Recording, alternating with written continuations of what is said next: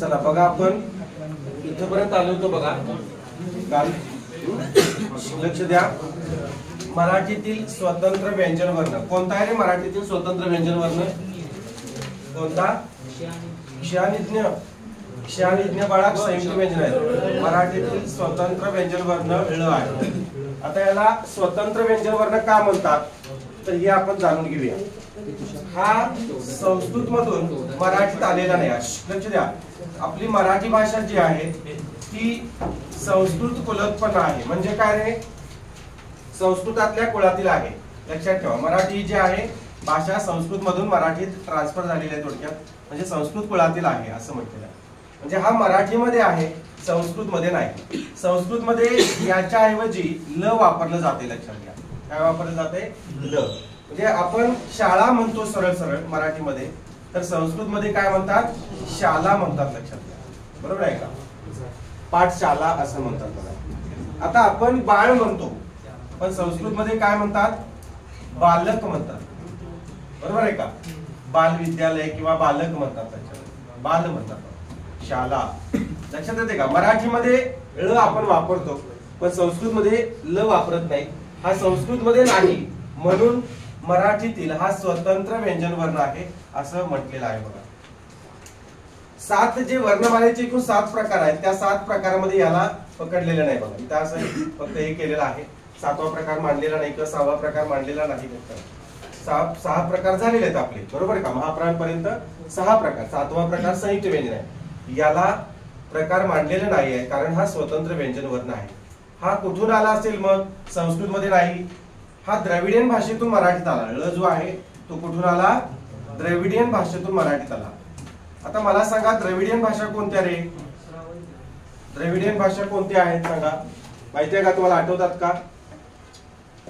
Dravidian भाषा म्हणजे south Indian.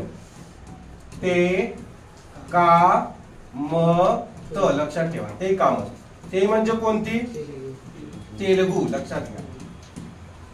का म्हणजे कानडी, म म्हणजे मल्याळी आणि त म्हणजे तमिळी. आता हे कोणत्या राज्याच्या राजभाषा आहेत? तेलुगू ही कोणत्या राज्याची राजभाषा आहे? तेलुगू ही तेलंगणा आणि आंध्र प्रदेश. लक्षात ठेवा, तेलंगणा आणि आंध्र प्रदेश. कानडी कर्नाटक, माहिती आहे तुम्हाला. मल्याळी केरळ, बरोबर आहे. आणि तमिळी तमिळनाडू. म्हणजे ही साऊथ इंडियन ज्या भाषा आहेत, या भाषेतून म्हणजे द्रविडियन भाषेतून हा काय झालेला आहे? मराठीत आलेला आहे बघा, त्या साऊथ इंडियन भाषेतून. आता या भाषांना अभिजात भाषेचा दर्जा मिळालेला आहे की नाही बघा. एकूण 6 भाषांना पूर्वी अभिजात भाषेचा दर्जा दिला होता, नंतर 5 भाषांना अभिजात भाषेचा दर्जा दिलेला आहे. या सगळ्या भाषांना अभिजात भाषेचा दर्जा मिळालेला आहे. अजून कुठं आला हा? द्रविडियन भाषेतून आलेला आहे. आणखी पाणिनी कालीन भाषेतून, पाणिनी आचार्य पाणिनी कालीन भाषेतून सुद्धा आलेला आहे मराठीत. द्रविडियन भाषेतून आला, पाणिनी कालीन. ज्ञानेश्वर महाराजांनी सुद्धा याचा वापर केलेला आहे. ज्ञानेश्वरीमध्ये त्यांनी डळ्यार भेद म्हणून त्यांनी काय केली, याची संकल्पना रूढ केलेली आहे. डळ्यार भेद असं. ठीक आहे. पाणिनी कालीन भाषेतून तो मराठीत आला. अजून कुठून आला माहिती आहे का? आता हा देवनागरी लिपीमध्ये वापरला जातो की नाही? देवनागरी लिपी कोणती आहे?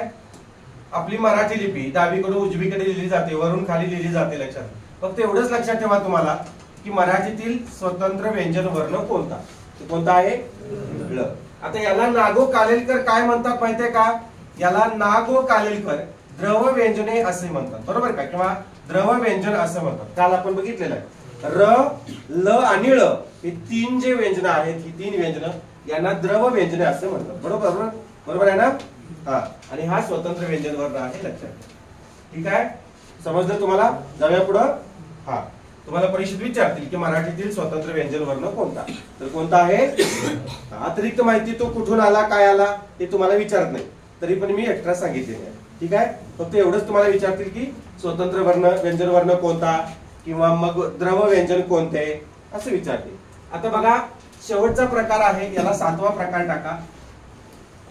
संयुक्त व्यंजने, याला 7वा प्रकार टाका, संयुक्त व्यंजने.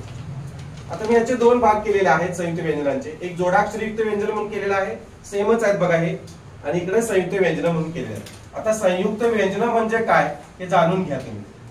संयुक्त म्हणजे काय रे? संयुक्त या शब्दाचा अर्थ, शब्दशः अर्थ काय होतो? एकत्र होतो, लक्षात ठेवा. आता मग यांच्यामध्ये कोणते 2 शब्द किंवा कोणती अक्षर जे आहेत किंवा कोणती व्यंजन आहेत एकत्र येतात हे आपण पाहूया. आता बघा व्याख्या दिलेली आहे, 2 किंवा अधिक व्यंजनांपासून बनलेल्या व्यंजनांना काय म्हटलेलं आहे? संयुक्त व्यंजने असे म्हटलेले आहे. संयुक्त स्वर सुद्धा आपण बघितलेले आहेत. संयुक्त स्वर कोणते आहेत रे? सांगा, संयुक्त स्वर किती आहेत? 4 आहेत. संयुक्त स्वर 4 आहेत. कोणकोणते? एडका ए, ऐरण आई, ओझवाला उ आणि औषध, बरोबर का? संयुक्त स्वर विचारलं तर संयुक्त व्यंजन सांगायची नाही. संयुक्त व्यंजन 2च आहेत आणि संयुक्त स्वर 4 आहेत, लक्षात ठेवा. अलग लक्षात, इकडचं तिकडं तिकडचं इकडं करू नका, व्यवस्थित लक्षात ठेवा. संयुक्त व्यंजने म्हणजे काय बघा? 2 किंवा अधिक व्यंजनांपासून बनलेल्या व्यंजनाला काय म्हणायचं? संयुक्त व्यंजन म्हणायचं. तिकडे बघा जोडाक्षरयुक्त व्यंजनाची व्याख्या कशी दिली? 2 किंवा अधिक व्यंजने प्रथम एकत्र येऊन त्यात एक स्वर मिसळतात तेव्हा जोडाक्षर बनते.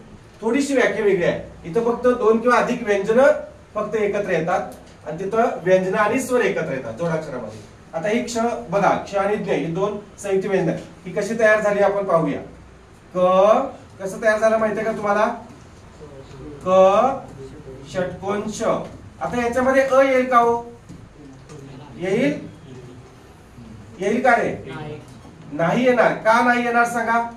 जेव्हा इथं हलस्वरूप असते बघा, बरोबर का? इथं हलस्वरूप जेव्हा असेल तेव्हा इथं अ येणार नाही, लक्षात. संयुक्त व्यंजन आहेत का? दोन्हीकडे हलस्वरूप आहे की नाही?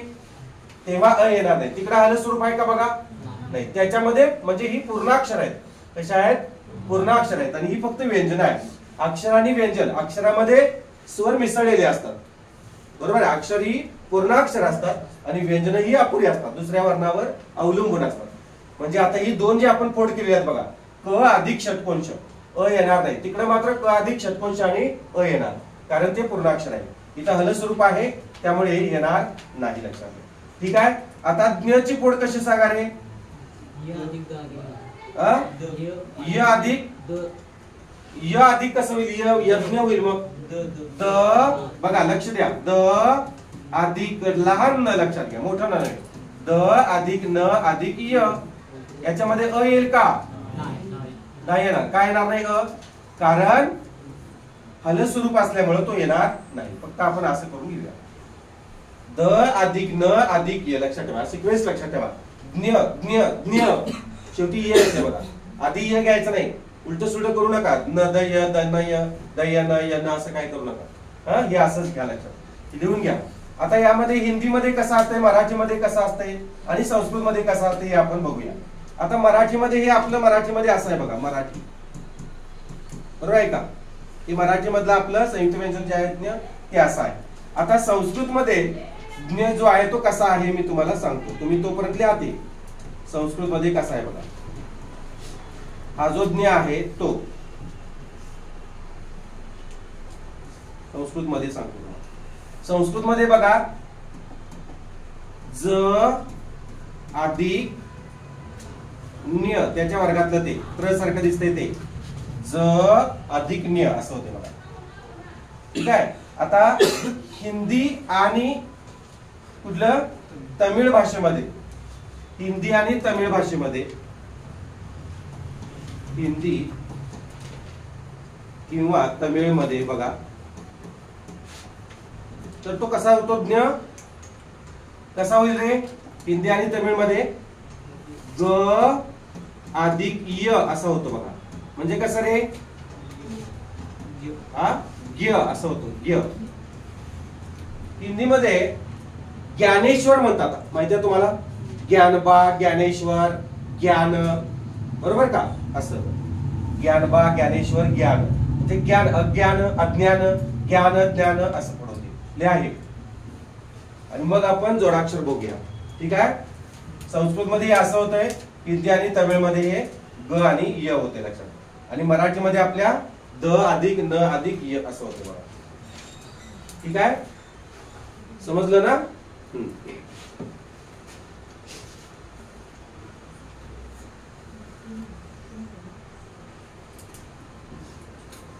जोडाक्षर सांगू. आता जोडाक्षर म्हणजे काय, त्याची व्याख्या काय दिली बघा. दोन किंवा अधिक व्यंजने प्रथम एकत्र आहेत. दोन असू देत किंवा अधिक असू देत. आता इथं दोन आहेत, इथं तीन आहेत, बरोबर का. मग त्यामध्ये एक स्वर मिसळला गेल्यास कुठला स्वर मिसळणार तिथं तुम्ही. अ मिसळणार आहे, बरोबर आहे का. क्ष अ मिसळणार, आ मिसळणार नाही, बरोबर ना. हे झाले लिहून. लिहू तिकडं घ्या बघा. आता क्षत्रिय क्षची पुढ कशी करणार आहे, कसं होणार सांगा. क हा अधिक कुठला, बरोबर अधिक श अधिक इथं काय येणार अ येणार. आता ह अ मिसळणार की नाही मिसळणार, यात येतो बघा. त्यामुळे आपण याला ग्रीन करूया, याला लाल केलं रेड केलं, याच्यात येत नाही. कारण इथं ही आहे का बघा, हल स्वरूप आहे का बघा, इथं आहे का हल स्वरूप नाही आहे बघा, बरोबर ना. हल चिन्ह नाही आहे इथं, लक्ष द्या बारकाव्याने. त्यामुळे इथं अ येणार, बरोबर आहे का. आता सांगा ज्ञ ची फोड कशी करूया. द अधिक न अधिक य अधिक अ येणार का, अधिक अ येणार, बरोबर आहे का. हा य येतो बघा आधी, य अ. द अधिक न अधिक य अधिक अ. बघा दोन किंवा अधिक व्यंजन प्रथम एकत्र येऊन त्यात एक स्वर मिसळला गेलास काय होतं, जोडाक्षर होते. म्हणजे संयुक्त व्यंजन फक्त अ न घेता घ्यायचं आणि जोडाक्षर युक्त असेल तर अ जोडून घ्यायचं लक्षात, म्हणजे स्वर जोडून घ्यायचं. समजतंय. इथं हल स्वरूप नसतंय, इकडं मात्र हल स्वरूप असतं. काही शंका याच्यामध्ये. इथं तुमचे 7 जे प्रकार आहेत कशाचे, वर्णमालेचे एकूण जे 7 प्रकार आहेत ते इथं संपतात. आता मग वर्णमाला प्रकरण संपत नाही, आता पुढचा टप्पा याचा सुरू होतो. ठीक आहे. यात काही शंका आहे का बघा, समजून सांगण्यासारखं काय आहे का पाठीमाग. पुढे जाऊया मग. लिहून घेतलं सगळ्यांनी. दोन्हीतला फरक जाणून घ्या. संयुक्त व्यंजन कसे असतात आणि संयुक्ताक्षर कसं असतं हे लक्षात ठेवा. संयुक्ताक्षर म्हटलं की जोडाक्षर त्याला समानार्थी शब्द संयुक्ताक्षर. संयुक्ताक्षर अक्षर आलं की त्याच्यामध्ये पूर्णत्व असतं हे लक्षात ठेवायचं, त्याच्यामध्ये अ जोडायचं. समजलं का. जोडाक्षरला तुम्ही संयुक्ताक्षर असंही म्हणू शकता, कंसात लिहा तिथं वरती संयुक्ताक्षर असं म्हणू शकता. म्हणजे ही संयुक्त अक्षर आहेत. संयुक्त म्हणजे काय, दोन किंवा अधिक आणि त्यामध्ये एक स्वर. नुसतं संयुक्त व्यंजन म्हटलं की, व्यंजन म्हटलं की त्यात स्वर येतो का रे, नाही येत. अक्षर म्हटले की त्यात स्वर येतात, स्वरादी येतात, बरोबर आहे का. जाऊया पुढं. झालं, ठीक आहे. पहिला मंडळ झालं ना. बघा पुढं. आता हे द्वित ही एक संकल्पना आहे बघा. द्वित खूप सोपी संकल्पना आहे, फक्त व्याख्या तुम्हाला लांबून अवघड वाटते पण नाही, सोपं आहे बघा. कोणत्याही व्यंजनाचा काय म्हटलेलं बघा, व्याख्या लिहा त्याची. द्वित असं हेडलाईन टाका. 7 व्यंजनाचे वर्णमालेचे एकूण 7 प्रकार आहेत ते पूर्ण झाले. आता मग त्याच्याशी निगडीत जे काही संकल्पना आहेत त्या आपण वर्णमालेच्या पाहायच्यात बघा. द्वित असेल, द्विरुक्त असेल किंवा जोडाक्षरे असतील किंवा वर्णांचे उच्चार स्थान वगैरे असतील, हे सगळे येणार तुमच्यामध्ये. पंचम वर्ण पद्धतीने मांडणी असेल, हे सगळे याच्यामध्ये आता पुढे पुढे येते बघा. आता द्वित बघा, ही व्याख्या सोपी आहे बघा. एकच व्यंजन 2 वेळा जोडले गेले की त्याला काय म्हणतात, द्वित असे म्हणतात. आणि ही व्याख्या बघा, कोणत्याही व्यंजनाचा त्याच व्यंजनाशी संयोग झाला असता, संयोग म्हणजे एकत्र, व्यंजनाशी संयोग झाला असता त्या संयोगामध्ये ते व्यंजन द्वित असे मानतात, द्वित झाले असे म्हणतात.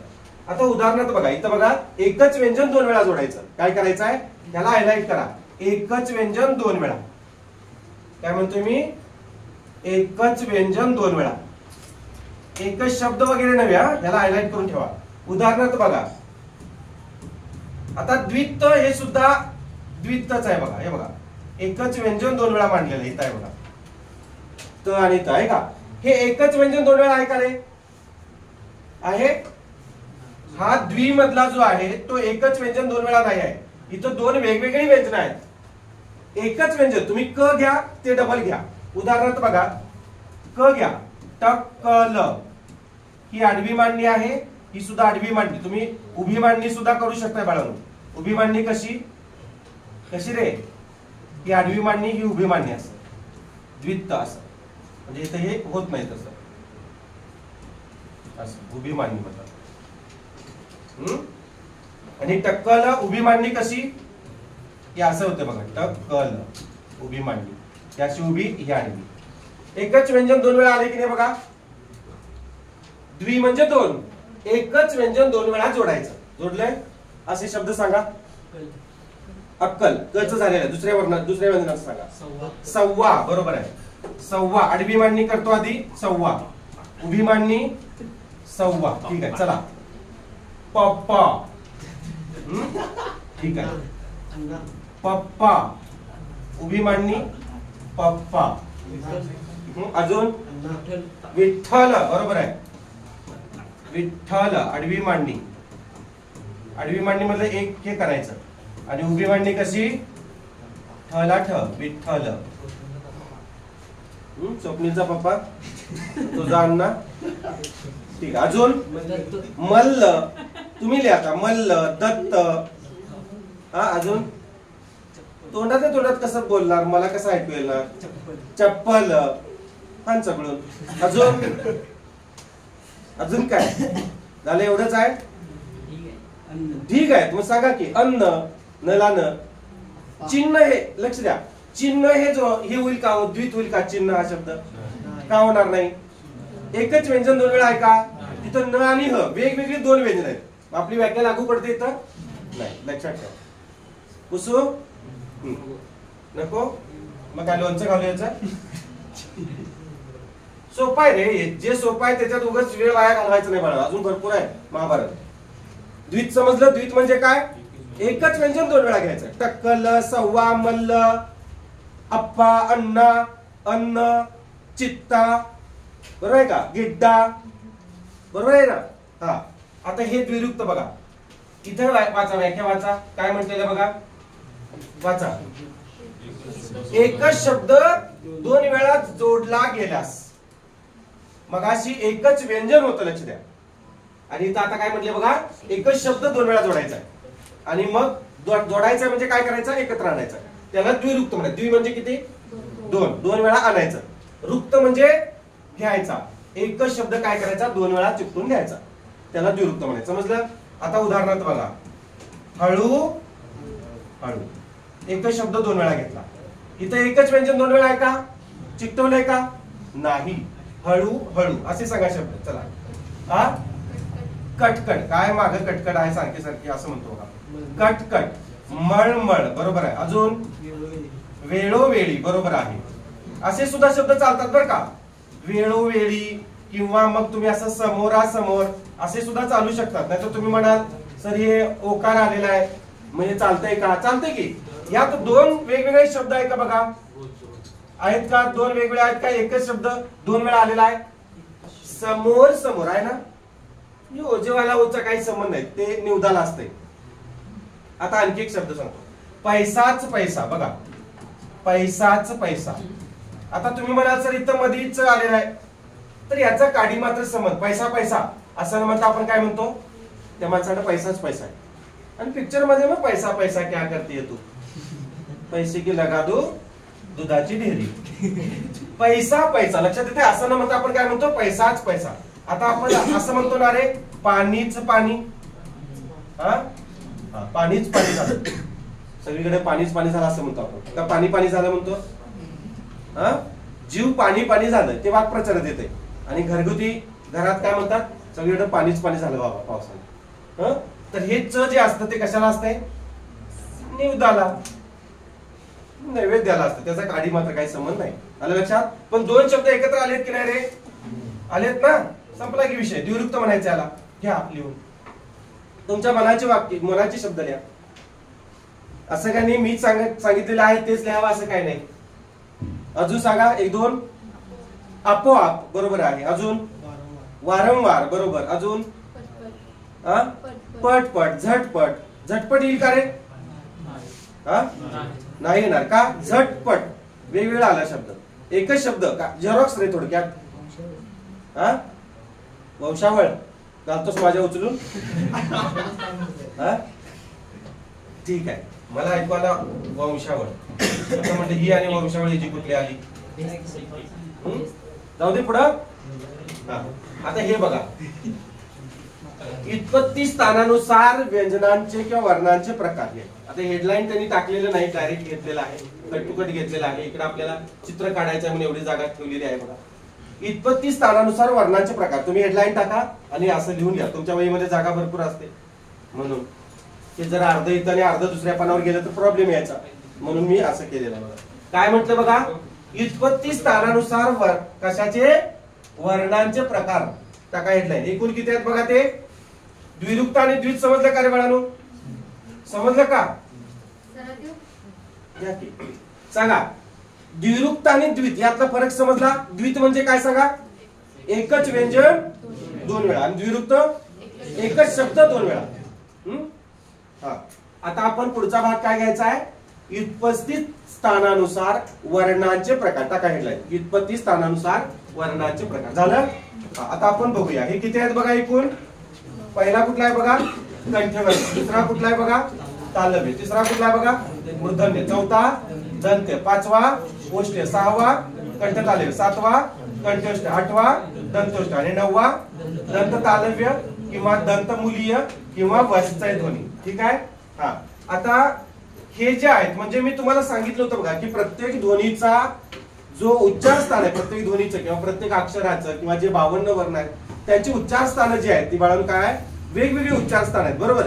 काही कंठ्यवर्ण असतात, काही मूर्धन्य वर्ण असतात, काही दंत्यवर्ण असतात. तुम्ही दाताला जीभ नाही लावली तर मात्र या दंत्यवर्णांची उच्चारणच होणार नाही. मग ही स्पष्टोक्ती जी आहे किंवा स्पष्ट उच्चार कसे होतात आणि नेमकी ते कुठून होतात हे आपल्याला इथे सविस्तर पाहायचं आहे बघा. हे परीक्षेला 1 मार्काला विचारतात किंवा जोड्या लावायला तुम्हाला येते बघा. इकडे कंठ्य, दंत्य, मूर्धन्य, तालव्य आणि मग इकडे ते अक्षर दिलेले असणार आहेत आणि मग तुम्ही ते ओळखायचे. मग कंठ्य कोणता आहे, मूर्धन्य कोणता आहे, अ ला ब येतो का, अ ला ड येतो ते आपण ते त्या वेळेला ठरवायचं आहे. आले लक्षात? आता यामध्ये दंतोष्ठ हा जो वर्ण आहे तो सारखा परीक्षेला विचारला जातो. दंतोष्ठ ओळखा. कंठ तालव्यमध्ये कोण येतात, कंठस्थ मध्ये कोण येतात हे पण आपण बघायचं आहे. दंतमूलीय आणि दंत हे जे आहेत यांची 3 नावं आहेत. ही का आहेत, तालव्य वर्ण कोणते, कंठ वर्ण कोणते हे सविस्तर आता पाहूया. याच्यामध्ये 2 भाग पाडलेले आहेत. मी स्वर आणि स्वरादी या भागाला घेतलेला आहे आणि तिकडे व्यंजन ठेवलेली आहेत. ठीक आहे. स्वर आणि स्वरादी इथं आहेत बघा. तुम्ही मोजून बघा 50 भरतील इथं. किती? 50 आहेत. 50 वर्ण आहेत सगळे मिळून. आणि क्ष आणि ज्ञ याच्यामध्ये नाही आहे कारण ते संयुक्त व्यंजन आहेत. बरोबर का? कारण त्यांची उच्चार स्थाने वेगवेगळी आहेत. ते याच्यामध्ये या प्रकारात बसत नाही. आता बघा तुम्ही तोपर्यंत लिहा, मी इथं चित्र काढतो.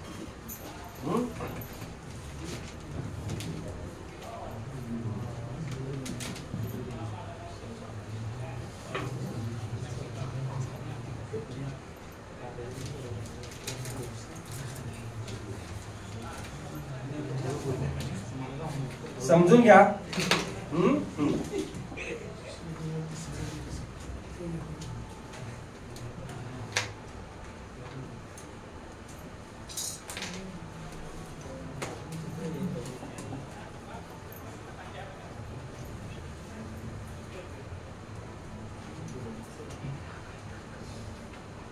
पुढचा भाग आहे असा एकदम ऍक्युरेसी काय येणार नाही. जेवढं जमतंय तेवढं हे करतो बघा मी.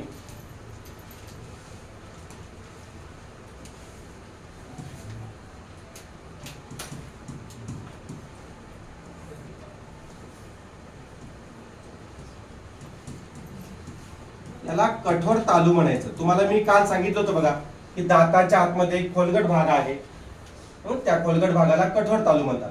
आणि हा सेंटर जो आहे बरोबर मध्य सेंटर आपला त्याला मूर्धा म्हणतात. काय म्हणतात? मूर्धा. मुर्दा नव्हे, मूर्धा. काही लोक जिभेला मूर्धा म्हणतात पण जिभेला मूर्धा म्हणायचं नाही. आता इथं जो पॉइंट केलेला आहे मी याला मृदू तालू म्हणायचं. दिसतंय ना रे तुम्हाला? दिसत नसेल तर सांगा. मृदू तालू.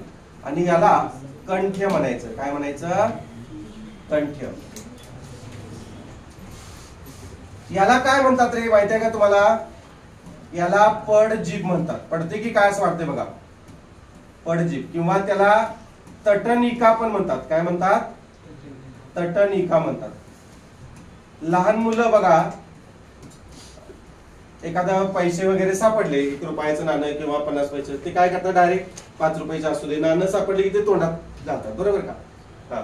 ही पडजीभ नसती तर पडजीभ आहे म्हणून आपला अन्नाचा घास जो आहे तो फिरतो आतमधून. बरोबर आहे का? पडजीभ नसती तर डायरेक्ट ते नाणं ATM मध्ये, सकाळी मग डायरेक्ट व्याजा सहित. तिला तटनिका म्हणतात बघा. आता आपली जिव्हा कुठे असते रे? जिव्हा, आपली जिव्हा ही जिव्हा असते बघा अशी. आता येते का काढायला बघतो मी, जमली तर जमली बघा. हा, ही अशी समजून घ्या. ही जिव्हा आहे. जिव्हा म्हणजे काय रे? जिव्हा म्हणजे जीभ, याला जीभ म्हणतो ना आपण.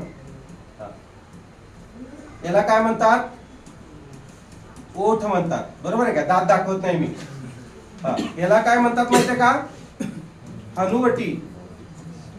वाटी सारखी असते, वटी वाटी असं, अनुवाटी किंवा अनुवटी म्हणतात. ठीक आहे. आता इथून निर्माण होणाऱ्या ध्वनींना वत्सय ध्वनी असे म्हणतात. हे तुम्हाला मी आता स्पष्टीकरण देऊन सांगतो बघा. कंठेवर्ण, कंठे कुठे आहे बघा? कुठे आहे कंठ? इथे आहे बघा कंठ, आहे का? कुठे आहे तो? पडजिभेच्या शेजारी. कुठे? पडजीभ. ही पडजीभ आहे ना, ही पडजीभ आहे बघा. गमणारा मांसाचा तुकडा, याला पडजीभ म्हणतात. पडजिभेच्या शेजारी कंठ आहे. कंठेवर्ण कोणकोणते आहेत बघा? अ, आ आणि आहा. आणि क ची सगळी ओळ आहे बघा. क, ख, ग, घ आणि ह, सगळी ओळ आहे क ची. आता अम, अम कुठे आहे बघा? अम इथं आहे बघा. काही लोकांनी काय केलेले व्याकरणाच्या पुस्तकामध्ये अम आणि आहा हे कंठवर्णामध्ये दिले आहे. पण बाळांनो, अम जो आहे तो कंठ्यामध्ये नाही आहे. कंठातून त्याची उच्चारणच होत नाही. आता आपण सविस्तर पाहूया. कंठ म्हणजे गळा नव्हे, आपण हे गळ्याला कंठ म्हणतो. पण कंठ कुठे आहे तुम्हाला मी दाखवला बघा. इथे दिसला, सगळ्यांना दिसतोय ना? पडजिभेच्या शेजारी. आता पडजिभेच्या शेजारी काय होतंय? ही जिभेचा भाग जो आहे, हा भाग इकडे असा उचलला जातोय. पाठीमागचा पार्श्वभाग, जिभेचा पाठीमागचा भाग, पुढचा अग्रभाग जो आहे तो आहे तसाच राहतो. आणि पाठीमागचा भाग असा पाठीमागून असा त्या कंठाला काय करतो? घासतो, टच करतो बघा. क, तुम्ही म्हणून बघा माझ्या बरोबर. क, पाठीमागचा भाग. तुम्ही जिभेचा टोक जे आहे ते तिथं कंठामध्ये घाला बघू. कसं होतं बघा? ह, कसं होतं?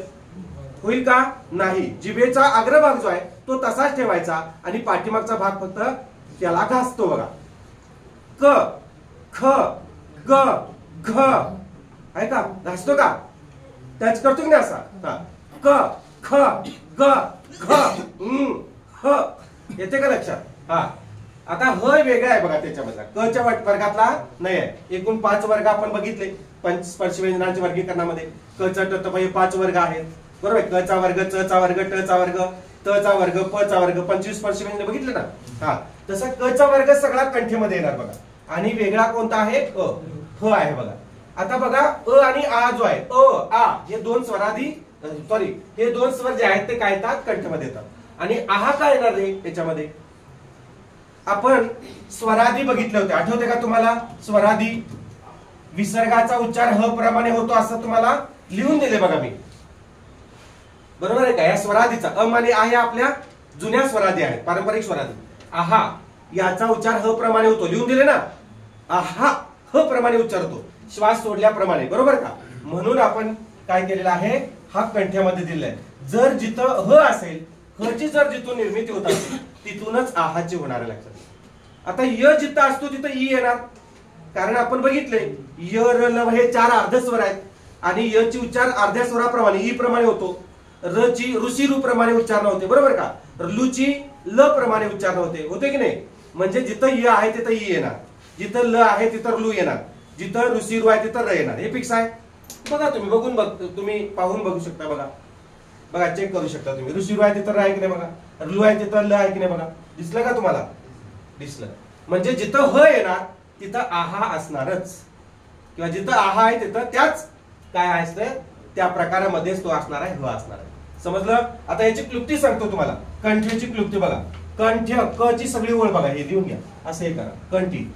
आणि वेगळं काय त्याच्या गटात सोडून? ह. तर कह, कहो ना प्यार है, कह. लक्षात घ्या. आलं लक्षात? कह. क कंठ्यामध्ये सगळे. आता इकडं मग कंठ तालीम कंठ असत आहे. कंठ म्हटलं की क ची डायरेक्ट सुरुवातच, कंठापासून सुरुवात. लक्षात ठेवा. क ची सगळी ओळ. आता दुसरा कोणता होतो बघा प्रकार? हा प्रकार झाला, समजला तुम्हाला? तालव्य. तालव्य म्हणजे काय?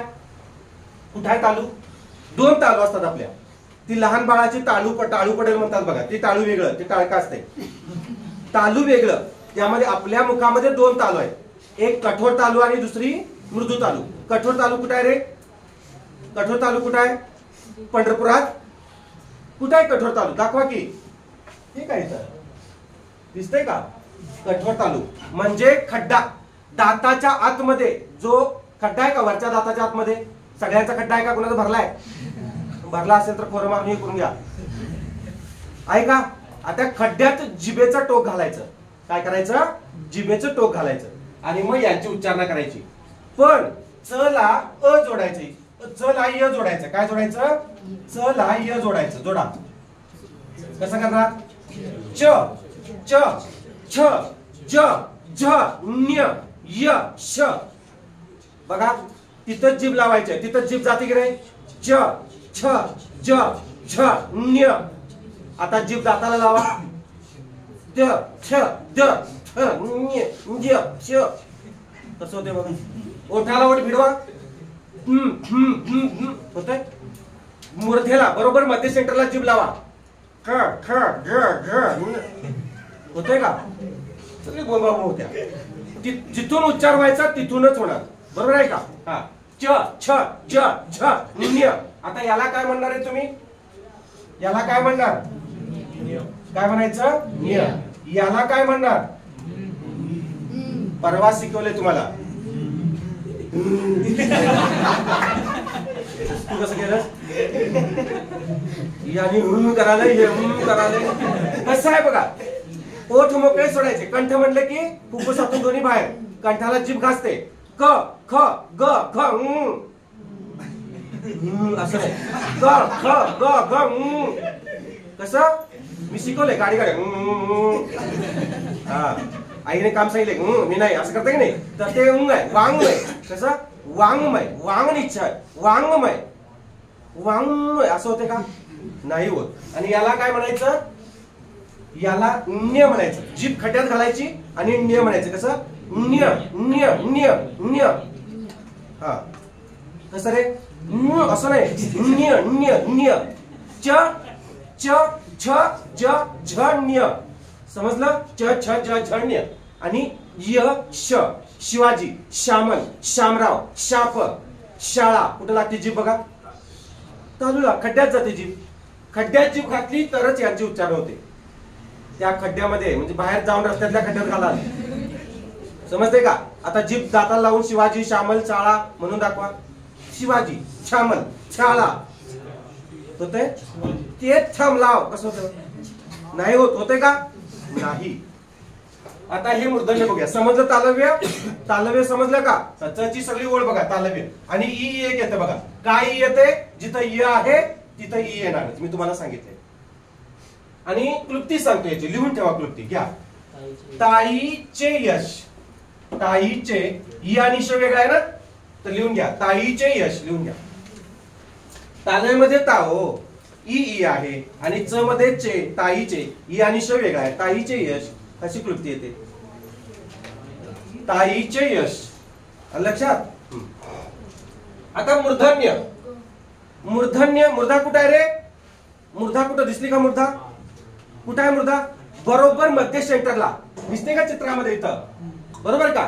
बरोबर मध्य सेंटरला. सगळ्याचा मध्य सेंटर आहे ना? का कडे सेंटर कोणाचा आहे? मध्य सेंटर. बरोबर. गुळगुळीत चॉकलेट चिकटून जाऊन बसते तिथं वरती. बरोबर का? सपाट गुळगुळीत भाग आहे तिथं. बरोबर काय करायचे? मूर्धन्य म्हणजे मुरडून जीभ अशी टर्न होते. मुरडते जीभ. टर्न होते आणि ते टर्न सारखंच आहे बघा हे. म्हणजे बघा लक्ष द्या. ट जे आहे अशी जीभ काय होते? अशी टर्नच होते बघा हे. ट टर्न. ट ट ठ ड ढ न र ळ ऋषी श. आहे का बघा? जीभ टर्न होते. जीभ स्टेट ठेवा. आता अशी ठेवा. स्टेट. र र र होते का बघा? जीभ दाताला लावा. र र होते का बघा? ओठाला ओठ भिडवा. होते? अजिबात होत नाही. कुणाच होत असेल तर सांगा. सगळी फी माफ करतो. सर्वांची करतो. वाटलं तुमच्यामुळे सगळ्यांच भलं होईल. होईल तसं? कोण आहे का अंतर्यामी महामानी? हा कुणाच्या अंगात बिंगात असं काय होईल का बघा? मूर्धन्य. आता याची क्लुप्ती सांगतो. मूर्धन्य म्हणजे समजलं? जीभ टर्न होते. मूर्धा. मूर्धा म्हणजे काय? बरोबर मध्य सेंटरला टर्न होते. ट ठ ड ढ न हा मोठा न आहे बघा, मोठा न. मोठा न सुद्धा असं टर्नच आहे का? त्याला उलट करायचं आहे की नाही? ट ठ ड ठ न न. मग आपण मोठ्या न शब्द जे आहेत ते आपण कसं म्हणतो? ठाणे, पुणे, चणे, फुटाणे, येणे, जाणे, ठेवणे, हागणे, अणाणा है ना? बरोबर आहे ना? वटाणे, टाकणे, बरोबर आहे का? पिणे. मोठा न लक्षात घ्या. मोठा न आणि लहान न मधला फरक आला. लहान न जो आहे तो दाताला जीभ लागते आणि हे सगळे दंतवर्ण आहेत बाळांनो. दंतवर्ण म्हणजे काय रे? दाताला. त थ द ध न. बघा जीभ दातालाच लागते, जिभेचा अग्रभाग. जिभे दाताला नाही लावली तर यांचे उच्चारण होणार नाही. त थ द ध न ल स सविता ससा, बरोबर का? हे सगळे. आता याची क्लुप्ती आधी सांगतो आणि मग याची क्लुप्ती आणि हे समजावून सांगतो. याची क्लुप्ती बघा. आता कन्नड अंक तुम्हाला माहिती आहे का रे? कन्नड अंक 1 2 2 3 1 2 2 3 ಮೂರು 1 2 2 3 4 5 6 7 8 9 10 11 12 13 1 2 2 3 ಮೂರು आहे ना? मूठ मूड मुडदा बसवला तुझा. मूड मुशक मूळ. एवढी मोठी क्लुप्ती राहू दे. आता एक शॉर्ट मध्ये क्लुप्ती सांगतो. म त न मटणाचा रसळ. बघा की इथं मूर्धन्यामध्ये म घ्या, इकडे कुठेही म नाही आहे का? नाही. म त न हे म घ्या, इथं ट घ्या, हे न घ्या. मटण, मटणाचा रसळ. ऋषीवादी तर रे ना. वरती तालवीमध्ये शिवाजीचा श आहे, तर मूर्धन्यामध्ये कोण आहे बघा? षटकोश आहे. आणि दंत्यमध्येच आहे. क्रमाने दिसतंय का? दिसतंय का क्रमाने? श श स एकच स्थान नाही त्यांचं, वेगवेगळी उच्चार स्थान आहेत बाळा, लक्षात ठेवा. काही जण म्हणतात की त्याची एकच स्थान आहे, एकच स्थान नाही त्यांचं. म्हणजे काही जण तालवेच म्हणतात. श श स हे तालवे आहेत म्हणे. श फक्त तालवे आहे, षटकोन श जो मूर्धन्य आहे आणि सावित्रीचा स जो आहे तो दंत्य आहे. समजतं? समजलं? मटणाचा रसळ असं करा किंवा ताईचे यश करा. सॉरी याच काय मूळ मूठ मूड असं करा. ठीक आहे? समजलं? हा समजलं का नाही? पुन्हा सांगू. आता दंत्य. दंत म्हणजे काय रे? दाताद्वारे. दाताद्वारे बघा. त आता सांगितलं तुम्हाला. त थ द ध. दाताला जीभ नाही लावू नका आणि म्हणून दाखवा. जीभ दाताला न लावता म्हणा बघू. पाठीमाग जीभ घ्या. होतंय का बघा? शक्यच नाही. कोणीही प्रयत्न करू शकत नाही. कोणी नाही. कर्नाटकातला माणूस सुद्धा करू शकत नाही. उत्तर प्रदेश मधला सुद्धा नाही. काय होईल? नाहीच होणार. कोणी योगी बिगी कोणीच नाही होणार. त थ द ध न ल स. लहान न जीभ दाताला लागते बाळांनो. मोठा न जीभ दाताला लागत नाही. आपल्याला कन्फ्युज होते ना शब्द लिहिताना, मोठा न वापरू का लहान न वापरू. तर तेव्हा लक्षात ठेवा. एखाद्या क्रिया असतात. क्रिया म्हणजे काय रे? शेवटी नि असते. मी परवाच तुम्हाला सांगितलं बघा, बरोबर का? क्रियेच्या शेवटी नि असतं. मारणे, खाणे, पिणे, येणे, जाणे, ठेवणे, याच्या सगळ्या क्रिया आहेत. त्याला मोठाच न वापरायचा. मारून, करून, खाऊन, पिऊन, तिथं मात्र लहान न वापरायचा. तो ऊन आहे बघा. पिऊन, खाऊन, जाऊन ते लहान न येते. बरोबर का? आता बघा काही शब्दांमध्ये नवीन, नंदा, नाक, नाही, नव्हे, नको, नालायक, नाही है ना, नूतन. मग ह्याला कुठलं जीभ लागतं बघा? कुठं जीभ लागते? जीभ दाताला लागते. म्हणजे तो दंतवर्ण आहे. जीभ दाताला लागली लहान. आता मला सांगा, तीन शब्द म्हणत असताना लहान न वापरणार का मोठा न वापरणार? लहान न. का? दाताला जीभ लागली. तीन नितीनला मोठा न की लहान न? सचिन लहान न. जाणता राजा मोठा न. जानता स. आणि जनता सहकारी बँक लहान न. जनता. जन गण मन. कसं आहे ना? जन गण मन. जन लहान, गण मधला गण गणेश मोठा आणि मन लहान. मन जीभ दाताला लागते. जन जीभ दाताला लागते. बघा तुम्ही उच्चार करून बघायचा. उच्चार करून बघितला की जीभ दाताला लागली लहान. संपला विषय. गण गण म्हणताना जीभ दाताला लागते का बघा? गणेश म्हणा, जीभ दाताला लागते. ए गणेश, इकडे गणेश असं म्हणतो आपण. गणेश असं. गणेश. ए गणा, गणी गण गणात बोते. बरोबर आहे का? ते मोठाच नाही तो, कारण टर्न होते जी. समजलं का? हा. आता पुढे जाऊया. ओष्ठ. ओष्ठ सांगा. ओष्ठ म्हणजे काय? ओठाला ओठ. प फ ब भ म. ओष्ठ वर्ण आहे, वेगळा कुठला नाही. आणि उ उ एक आहे बघा. उ उ ओठ संवृत्त करावे लागतात. उ उ म्हणत असताना उ उ. आता ओठ विवृत्त करा आणि उ उ म्हणून दाखवा. चला, ओठ संवृत्त करायचे. संवृत्त म्हणजे काय? संवृत्त म्हणजे काय? मिटवायचे. आणि विवृत्त म्हणजे उघडायचे. विवृत्त उघडा आणि उ उ म्हणून दाखवा. होतंय बाहेर काहीतरी काय रे बडका बाहेर याचा, तसं नाही. ओष्ठ प फ ब भ म. येते का लक्षात? हा. बहिणाबाई चौधरी म्हणतात, माय म्हणता म्हणता ओट ओटा लागे भिडे, आत्या म्हणता म्हणता केवढा अंतरग पडे. माय म्हटलं की ओटाला ओट भेटतात आणि आत्या म्हणताना अंतर पडते. बरोबर आहे. आईला जेवढा, आईच्या जेवढे प्रेम असतं तेवढं माय आत्तीला असते का? नाही. एमपीएससी करणारी आत्ती जरा अपवाद असेल, मय असेल, तिला अभ्यास करते, असं 7वी सरांनी सांगितलंय आहे की नाही, मया ठेवायला पाहिजे असं. आता हे समजलं ओष्ठ. ओष्ठ समजलं का सगळ्यांना? हा. आता कंठ तालव्य घेऊया. आता कंठ तालव्य म्हणजे काय रे? कंठ आणि तालू दोघांचं मिळून याच्यामध्ये मिश्रण आहे बघा. आता आपण एक एक समजून घेऊया. बघा, एडकाई कसा तयार होतो रे? माहितीये का तुम्हाला एडकाई कसा तयार होतो? हा संयुक्त स्वर आहे ना तो. हा सांगा.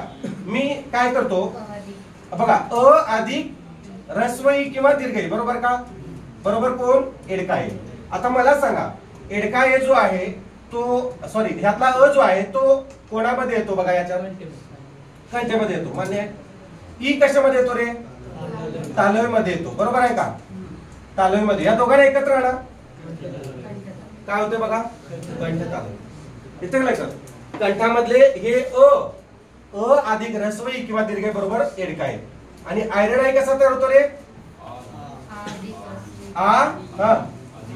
आ अधिक ऱ्हस्वई किंवा दीर्घई बरोबर आयरणाई. बरोबर आहे का? आ कशामध्ये येतो? कंठमध्ये. ई कशामध्ये येतो? तालव्य. मग दोघांना एकत्र आणा, कंठ तालव्य. दोघांना एकत्र आणलं, कंठ तालव्य. झालं का? आता आपण ऍ बघूया. ऍ. आता बघा, थोडीशी ते हे झालेली आहे, ते टाईप करता नाही झाले. हे असं आहे. बरोबर आहे का? नाहीतर काही जण असं टिपक्या मारून लिहून घेतील. तसं लिहून घेतलंय का बघा? आवाज येतो ना? बघा, ऍ जो आहे तो कसा येतो बघा. यातला आपण अ बाजूला काढूया बाळांनो. काढला. अ ला काय स्थान देऊया? कंठ. हे मान्य आहे आपल्याला. बरोबर का? कंठ. अ कंठमध्ये आहे ना. आता बघा, यातला जो अर्धचंद्र आहे तो, याची जी उच्चारण आहे ती कोणाप्रमाणे होते मला सांगा? ई प्रमाणे होते का य प्रमाणे होते, उ प्रमाणे होते की व प्रमाणे? या चारापैकी सांगा मला. ई प्रमाणे, य प्रमाणे, उ प्रमाणे की व प्रमाणे? तुम्ही उच्चार करून बघा ते ऍचा. ए ए ऍपल, ए एव असं होतं. एवपल असं, एवपल असं होतं. एव एव असं होतंय. ए कशामुळे होतोय? कशाद्वारे होतोय? कशासारखं होतोय? य द्वारे. य कशामध्ये आहे? तालव्यमध्ये आहे. म्हणजे हा कशामध्ये आहे? तालव्यमध्ये. या दोघांना एकत्र आणा, म्हणजे ऍ कुठं आहे? कंठ तालव्यमध्ये. आता समजलं? हा. आता आपण कंठस्थ घेऊया. समजलं का? पुन्हा सांगू? समजलं ना? हा. आता इथं कोण कोण आहे बघा कंठस्थ मध्ये? ओझवाला ओ आहे, अ आहे, औ आहे आणि अम आहे. मान्य आहे? आता बघा, पहिल्यांदा आपण ओझवाला ओ घेऊया. मला सांगा, ओझवाला ओ कसा तयार होतो सांगा? अ अधिक, अरे आठवा की संयुक्त स्वर ऱ्हस्व उ किंवा दीर्घ उ. मान्य आहे का? ऱ्हस्व किंवा दीर्घ उ. आता सांगा, हा कशामध्ये आहे? कंठ्यामध्ये आहे. मान्य आहे? हा कशामध्ये आहे? ओष्ठमध्ये आहे. या दोघांना एकत्र आणा की काय होणार? कंठस्थ. ठीक आहे. आता आपण हे घेतलं, आता हे घेऊया. औषध कसा तयार होतो रे? आ अधिक ऱ्हस्व किंवा दीर्घ उ. बरोबर का? आ कशामध्ये आहे? उ कशामध्ये आहे? या दोघांना एकत्र आणलं तर समजलं? दोन्ही समजले? आता हे समजून सांगतो तुम्हाला मी. अ आणि अम समजून सांगतो. हे यातच काय येतात ते समजून सांगतो. अ मध्ये आपण आ बाजूला काढूया, आणि अर्धचंद्र बाजूला काढूया. मग सारखा सेम. आ कशामध्ये आहे सांगा? आ कंठ्यामध्ये आहे, मान्य आहे. आता हा जो आहे तो याचे उच्चार ना ई प्रमाणे, य प्रमाणे, उ प्रमाणे की व प्रमाणे. चला उच्चार करून बघा आणि मग सांगा. जत्रा पिक्चर सारखं करू नका. तसं ओ ओ व हा व्यंजन आहे, पण जर ध्वनी घेतला, अंतिम ध्वनी स्वर घेतला तर कशामध्ये उ प्रमाणे होते ना. मग उ कशामध्ये आहे रे? उ कशामध्ये आहे? ओष्ठमध्ये आहे. या दोघांना एकत्र आणा की समजलं. ओ म्हणजे उ सारखा होतो की नाही? काय ई सारखा होतो? य सारखा होतो का? नाही, उ सारखा होतो, म्हणून कंटिन्युअस. आता अम सांगतो तुम्हाला. अम हे तीन समजले का? पुन्हा सांगू? अम सांगतो बघा. अम मधला अ बाजूला काढा. चला काढला. कशामध्ये येतो? कंठेमध्ये आहे, मान्य आहे. हा आता हे अनुस्वार आहे, त्याची उच्चारणा कोणत्या वर्णाप्रमाणे होते? यापैकी सगळ्यापैकी. म्हणून बघा आणि सांगा. चला म असं अम अम अंतिम ध्वनी काय येतो? म येतो. मग कुठे आहे? ओष्ठमध्ये आहे. या घेतो ओष्ठमध्ये. या दोघांना एकत्र आणा. एकत्र आणा.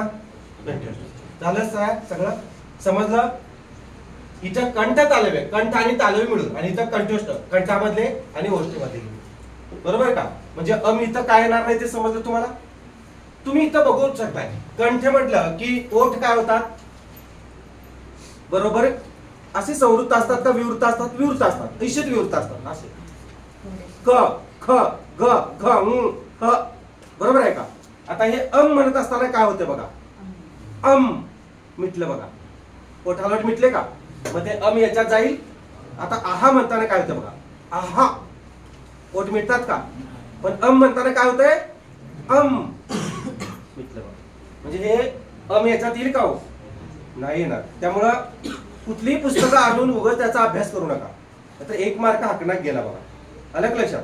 अकॅडमीची जी पुस्तकं असतात, अकॅडमी वाल्यांनी काढलेली असतात, त्यांच्यातला शिक्षक हा काही परफेक्ट त्याच भाषेतला तो तज्ञ शिक्षक नसतो लक्षात. म्हणजे तो मराठीमध्येच ग्रॅज्युएशन किंवा पीजी झालेला किंवा डीएड बीएड झालेला असा नसतो लक्षात. समजलं का? बीएससी झालेला असेल, कदाचित MA अर्थशास्त्रात असेल, इंजिनियर झालेला असेल, आणि मग त्यानं ते संकलित केलेलं पुस्तक असेल. समजलं का? मग ते सगळं मिस्टेक सुद्धा असू शकतात लक्षात. त्यामुळं त्याच्यावर काही भरोसा ठेवू नका. हे जे आहे ते सगळं योग्य आहे बघा. प्रमाणित पुस्तकांमधून मी हे संकलित केलेलं आहे. ठीक आहे. हा प्रमाणित पुस्तक म्हणजे ज्याला शासनाने काय दिलेलं आहे? अधिकार दिलेला आहे, मान्यता दिलेली आहे असं. ठीक आहे.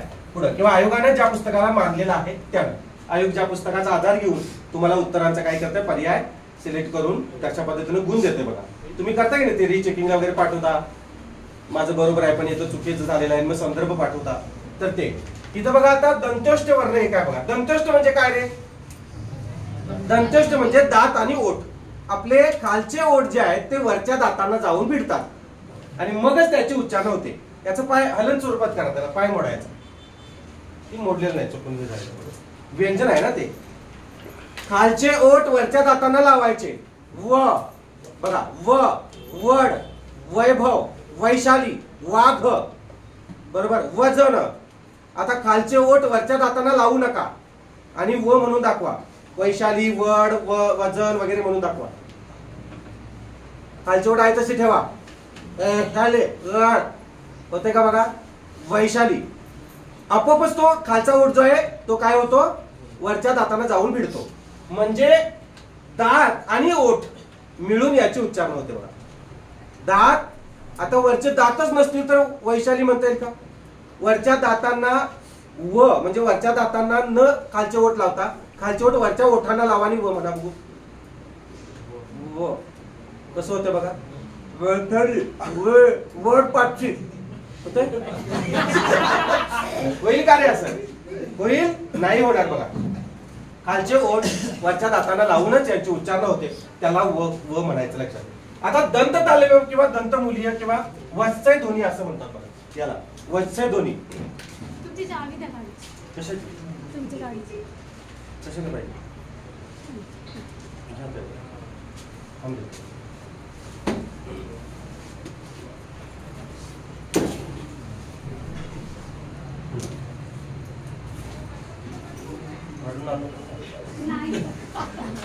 ठीक आहे बघा, दंत तालव्य दंतमुलीय किंवा वत्सय ध्वनी. इथं लक्ष द्या रे, इथं फक्त जराशी मिस्टेक झालेली आहे, ती दुरुस्ती करा. वत्सय ध्वनी असं करा, वत्सय ध्वनी. हा, दंतष्ट व आहे बघा, दंत तालव्य दंतमुलीय किंवा वत्सय ध्वनी. दंत तालव्य म्हणजे काय? दंत तालव्य म्हणजे काय? दात आणि तालू हे मिळून. दंतमुलीय म्हणजे काय? आता बघा हे कुठं आहे ते बघूया आपण. दाताच्या मुळामध्ये, वरच्या दाताच्या मुळामध्ये एक खरबरीत भाग आहे का बघा, खरबरीत किंवा खरखरीत. तिथं मी मांडलेला आहे बघा, खरबरीत किंवा खरखरीत भाग आहे का? ह्या खरबरीत भागातून यांची उच्चारण होते. कोणाची? च, छ, ज, झ यांची उच्चारण होते खरबरीत भागातून. होते का बघा? च, इथं य लावायचं नाही, इथं अ लावायचा. काय लावायचा? अ लावायचा. म्हणजे च मध्ये काय करायचं? अ जोडायचा बघा. च, छ, ज, झ, च, छ, ज, झ. आणि ये लावा, ये लावा. च, छ, ज, झ. कुठे जाते? तालव्यामध्ये जाते. बरोबर का? च, छ, ज, झ आणि च, छ, ज, झ. फरक आहे की नाही? हा.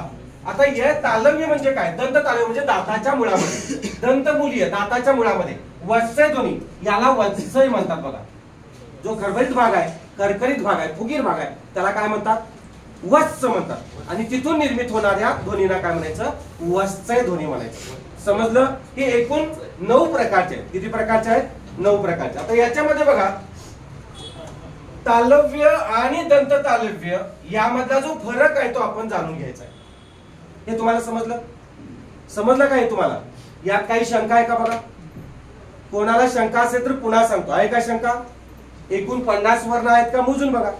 क्ष आणि ज्ञ मात्र यात येत नाही. क्ष मध्ये क आणि षटकोनश आहे का?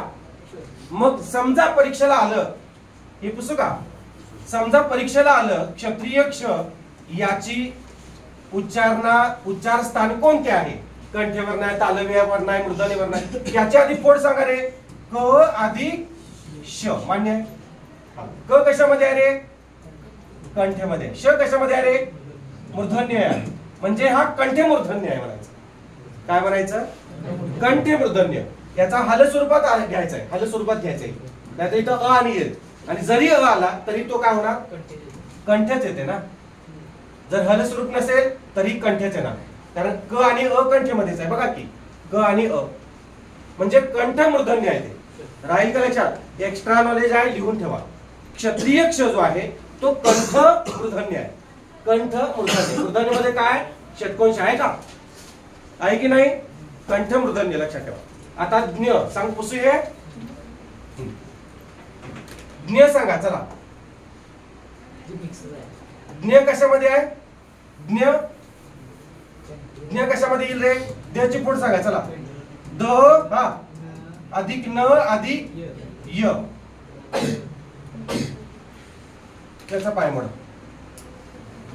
सांगा. ज्ञ कशामध्ये आहे रे? हा, ज्ञ कशामध्ये आहे? द कशामध्ये आहे? दंतमध्ये आहे. मान्य आहे? न कशामध्ये आहे? दंतमध्येच आहे. य कशामध्ये आहे? तालव्य. म्हणजे दंत दंत तालव्य असं आहे ते. दंत स्क्वेअर तालव्य. दंतचा वर्ग दंत दंत तालव्य. लक्षात ठेवा. हे आलं परीक्षेला तर सांगता यावं, एक्स्ट्रा राहील का? संयुक्त व्यंजन आहेत ती. पण असा प्रकार नाही आहे याच्यात. कुठे दिसतोय का रे? दंत दंत तालव्य, कंठ मूर्धन्य असा प्रकारच नाही. म्हणून फक्त मी सांगितलं तुम्हाला हे समजावून. आलं की? जर आलंच तर काय करणार? तिथं परीक्षेत हे करत बसणार आहे का?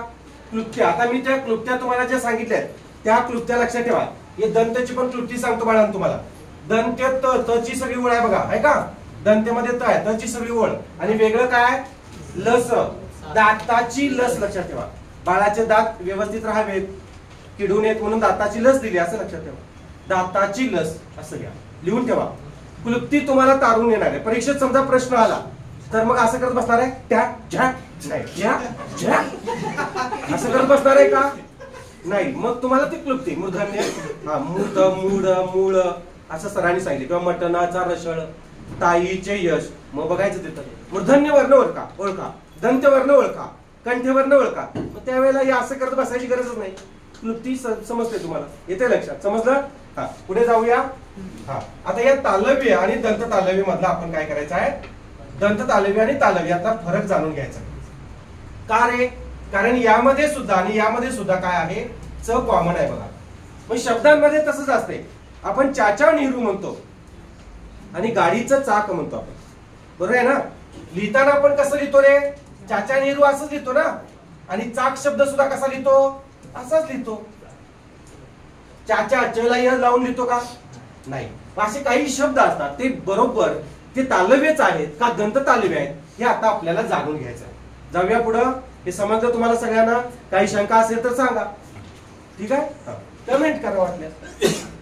पुढे बघा, तालव्य व दंत तालव्य यांच्यातील फरक टाका हेडलाईन आणि चार्ट करा, तक्ता करा. तालव्य व दंत तालव्य यांच्यातील फरक. पाणी कुठे आहे, दिला तुझा भाव आला.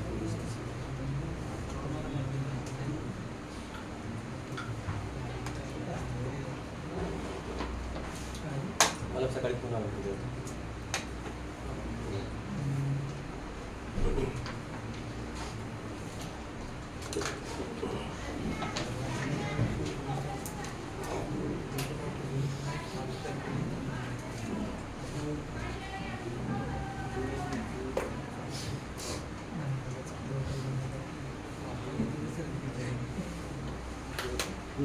झालं नाही,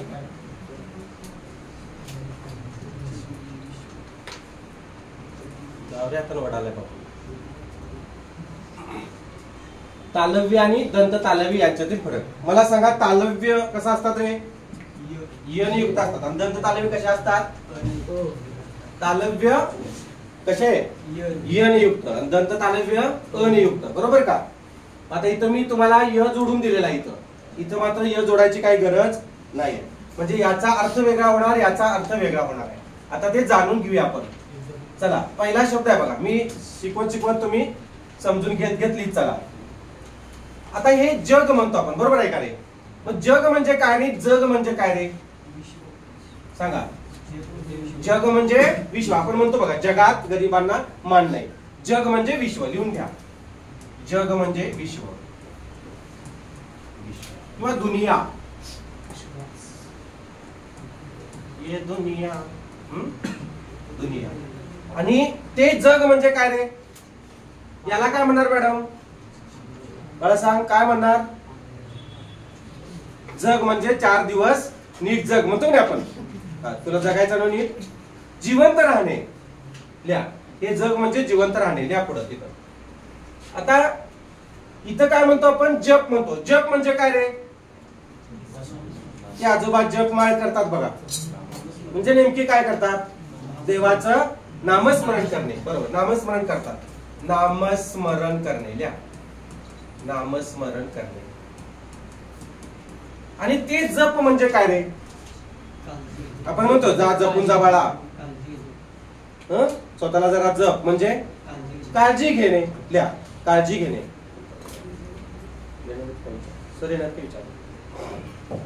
जप काळजी घेणे झालं. आता हे सांगा, याला आपण चाप म्हणतो आणि याला चाप म्हणतो. मग चाप म्हणजे काय आणि चाप म्हणजे काय रे. चाप म्हणजे काय नाही, चाप म्हणजे धनुष्य. लिहून घ्या, धनुष्य, कोदंड किंवा तीरकामठा, तीरकामठा किंवा कारमुख.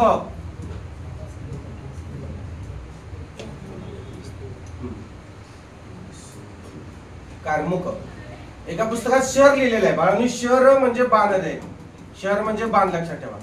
शर सहाय्यक म्हणजे बाण, याच्यात मध्ये लिहिलेलं आहे. पण हे धनुष्य, या धनुष्याला समानार्थी शब्द आहेत. कोदंड, कारमुख. हे तलाठी भरतीला आलेला आहे, राज्यसेवेला आलेला आहे. कोदंड म्हणजे काय, कारमुख म्हणजे काय. आणि शर सहाय्यक म्हणजे बाण, लक्षात ठेवा. शर सहाय्यक हे लक्षात. चाप म्हणजे बाण नव्हे, चाप म्हणजे धनुष्य. त्या धनुष्याचा तो जो अँगल असतो तो कामठाचा असतो की नाही, बांबूचा. आणि त्याला दोरी बांधली असते आणि मध्ये बाण असतो, म्हणून त्याला चाप म्हणायचं. रामाने चाप ओढला आणि रावणाचा शिरच्छेद केला. बाण कसा ओढील? चाप ओढलेला, बरोबर. चाप ओढल्यामुळे काय झाला, तो कांबाट आहे तो ताणला गेला, बरोबर, आणि म्हणून बाण पुढे गेला. तसं आहे. आता हेच चाप म्हणजे काय रे, महिलांना माहित असायला पाहिजे. चाप, चिमटा, तुम्ही केस चिमटून बसावे म्हणून लावता चिमटा, लिहायचं चिमटा. चाप म्हणजे चिमटा. आता मला सांगा, चमचा आणि चमचा यात काय फरक आहे? तुम्ही म्हणताय ना आमच्या चमचेगिरी करू नको, तू सांगून ठेवतो एकदाच बघ का, आमच्यात चमचेगिरी करू नको. चमचेगिरी करू नको म्हणता की चमचेगिरी? आमच्यात चमचेगिरी करायची नाही, चमचेगिरी म्हणतो बघा आपण. मग हे चमचा आणि हे चमचा. मग सांगा, तो जो इकडचं तिकडं करतो त्यातला हा कोण? हा का? हा चमचा म्हणजे दुवा, दुवा किंवा वकील, वकील, वकील किंवा येलवी,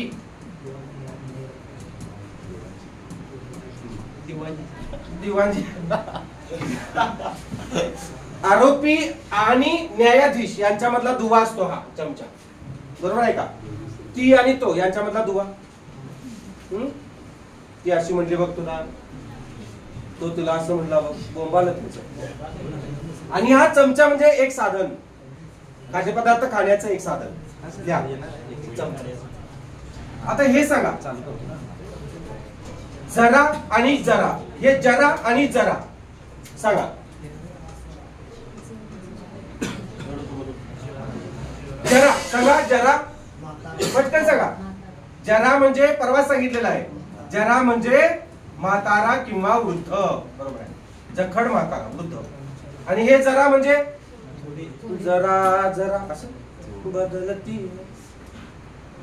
गाण्यात आहे ते म्हणजे काय? थोडे. जरा म्हणजे थोडे, थोडेसे, थोडे, नकाडे, तुम्ही म्हणताय ना.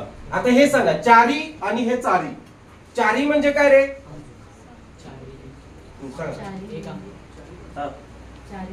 चारी दिशेनं. आणि चारी वरच्या खालच्या दिशेनं. चीर. बस, हे चारी म्हणजे चारही. साकल्य दर्शक आहे तो, साकल्य दर्शक. आता तुम्ही म्हणाले काय साकल्य दर्शक आहे? फक्त लिहून घ्या, बाकी काय करू नका. विशेषण नावाचं प्रकरण आहे तुम्हाला, त्याच्यामध्ये गणनावाचक संख्या विशेषण आहे, त्याच्यामध्ये परत 3 प्रकार आहेत. त्याच्यामध्ये गणनावाचकचे 2 प्रकार, पूर्ण गणनावाचक ह्याचे अक्षर आणि अंक, त्याच्यामध्ये परत 3 प्रकार आहेत. पूर्णांकवाचक, अपूर्णांकवाचक आणि साकल्यवाचक. साकल्यवाचक म्हणजे जितक्या वस्तू असतात तितक्या सर्वच्या सर्व. दोघीच्या दोघी बहिणी पळून गेल्या, चारीच्या चारी भावंडांची लग्न झाली, तिन्हीच्या तिन्ही वया भरल्या. साकल्य दर्शक लक्षात. म्हणजे चारीच्या चारी म्हणतो ना आपण, चारीच्या चारी, पाचीच्या पाची म्हणतो की नाही, ते आहे बघा हे चारही. आणि हे चारी म्हणजे काय? काय रे? हा सांगा. चीर. चारी म्हणजे चीर, मोठेची उतरण, मोठेची उतरण. तुम्ही जे म्हणताय ना ते पाणी, पाटाचं पाणी, ते. आता हे 4 आणि ते 4 सांगा. 4 म्हणजे काय? एक संख्या होईल, 1 2 3 4 संपला की विषय. चौथी संख्या, एक संख्या किंवा चौथी संख्या, चौथी संख्या लिहा. आणि ते काय रे? 4 म्हणजे काय? क्रिया ही क्रिया. बाळाला घात 4, मला आईस्क्रीम 4, दुष्ट. अलग अलग समजलं हे तुम्हाला? आता काही उदाहरणं जी आहेत ती ही पुस्तका. आता तुम्ही, मी काही उदाहरणं सांगतो, तुम्ही काही उदाहरणं सांगायचे. जर दंत तालव्यामध्ये असेल तर तिकडे लिहा, तालव्य मध्ये उच्चार होत असेल तर इकडे लिहा. चला, जाग शब्द कसे देणार? जाग, तुमचं तुम्ही लिहायचं ते इकडे लिहा. जर इथं उच्चार होत असेल तर इकडे लिहा, इकडे उच्चार होत असेल तर इकडचा लिहा. आपण जाग म्हणतो का जाग म्हणतो? जाग म्हणतो. आ अ बरोबर आहे. दंत तालव्य इथं लिहा जाग. झोप कशात येणार? झोप पटपट पटपट लिहा. झोप कशात येणार? दंत तालव्यामध्ये येणार का? झोप. लक्षात घ्या, खड्ड्यात जीभ गेली की तालव्य आहे ना, आणि खड्ड्यात जीभ नाही गेली तर दंत तालव्य. मग बघा बाळा झोप, ए झोप बाळा झोप असं म्हणतो आपण? नाही म्हणत. झोप कुठे येते? वत्साला खरबरीत भागाला जीभ लागली की इकडं झोप. आता घ्या झरा.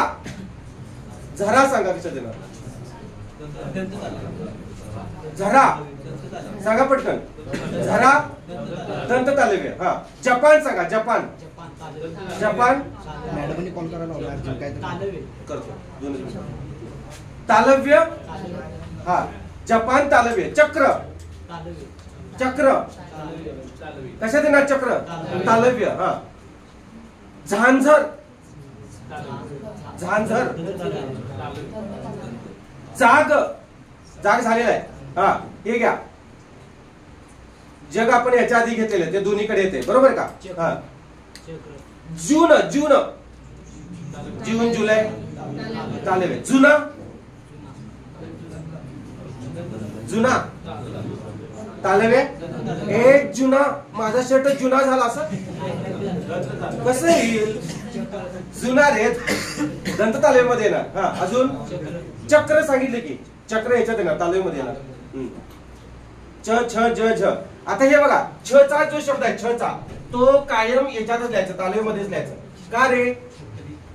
हा छ चा जो शब्द आहे तो यातच लिहायचा. मग ते छकुली असू दे, हा छकडा असू दे, छत असू दे, छ युक्त शब्द तालव्य येणार. का सांगा? कारण आपण असं म्हणतो ए छकुली चल छतावर असं म्हणतो नाही म्हणत आपण बरोबर ना? छकुली छत बरोबर आहे का?